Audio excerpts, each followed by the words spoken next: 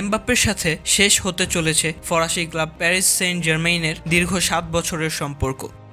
এই মৌসুম শেষে অধীর আগ্রহে থাকা রিয়াল ভক্তদের জন্য এমবাপ্পের ট্রান্সফার আনন্দের হতে চলেছে। গত ৩ দিন আগেই ফরাসি তারকা প্রকাশ্যে জানিয়ে দিয়েছিলেন দীর্ঘ সময় অতিবাহিত করা পিএসজি ক্লাব ছাড়ার কথা। এই তো পিএসজির হয়ে টানা পঞ্চমবারের মতো ফ্রান্সের প্যারিসে ফ্রেঞ্চ প্লেয়ার্স ইউনিয়ন ইউএনএফপি পুরস্কার অনুষ্ঠানে ফ্রেঞ্চ লিগ 1-এর সেরা খেলোয়াড়ের পুরস্কার জিতলেন তিনি। মোনাকো থেকে আরও ৭ বসন্ত পূর্বে রেকর্ড ট্রান্সফারে কিলিয়ান এমবাপ্পে যোগ দিয়েছিল পিএসজিতে। বিশ্ব তখনও ভাবেনি ১৮-১৯ বছর বয়সী ছেলেটি এত দ্রুতই এত বেশি কিছু করে ফেলবে, দেশকেও জিতিয়ে আনবে বিশ্বকাপ। হ্যাঁ, এখনও বাকি আছে অনেক অর্জনের নাম লেখানো।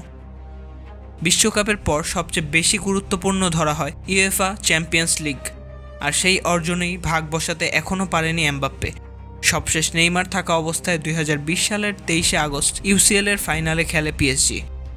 সেই তো সুযোগ হাতছাড়া হয়েছিল বায়ার্ন মিউনিখের সাথে ১-০ গোলে ব্যবধানে পরাজিত হয়ে। এমনকি মেসি, নেইমার ও এমবাপ্পে সম্মিলিতভাবেও পিএসজিকে এই ইউসিএল ট্রফি এনে দিতে পারেনি। ২০২৩-২৪ ইউসিএল অর্থাৎ এবার সেমিফাইনালে বরুসিয়া ডর্টমান্ডের কাছে প্রথম ও দ্বিতীয় লেগ মিলিয়ে ২-০ গোলের ব্যবধানে হেরে সব আশা চূর্ণ হয়ে যায় পিএসজির। আর এরই কয়েকদিন পর শোনা গেল এমবাপ্পের পিএসজির যাত্রা এবার শেষ। রিয়াল মাদ্রিদ প্রায় বছরখানেক ধরেই এমবাপ্পেকে দলে পাওয়ার চেষ্টা করেছে, আর লা লিগার সভাপতি হাবিয়ের তেবাস এই প্রেক্ষিতে নিশ্চিত করেছেন ফরাসি তারকার রিয়ালে যোগ দেওয়ার কথা। রিয়াল এই ২৩-২৪ ইউসিএল-এর ফাইনালে পৌঁছে গেছে ইতোমধ্যেই, লা লিগাও জিতে নিয়েছে তারা।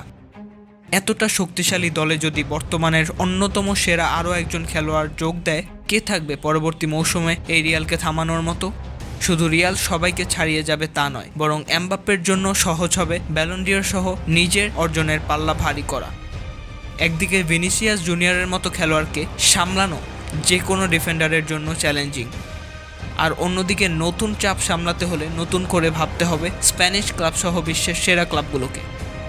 জানা গেছে প্রথম চুক্তি অনুযায়ী ৫ মৌসুমের জন্য রিয়ালে পাড়ি জমাবে KM10। তবে লা লিগার সভাপতি এসব নিশ্চিত করে আরেকটি কথা উল্লেখ করেছেন যে দামি খেলোয়াড় নেওয়া মানেই শিরোপা জয় তা নয়। তবে হ্যাঁ, এটা সত্যি যে তারকাবহুল দল গড়েও অনেক দলকেই থাকতে হয়েছে ট্রফি শূন্য। এবার দেখার পালা নতুন মৌসুমে রিয়ালের জন্য কী অপেক্ষা করছে।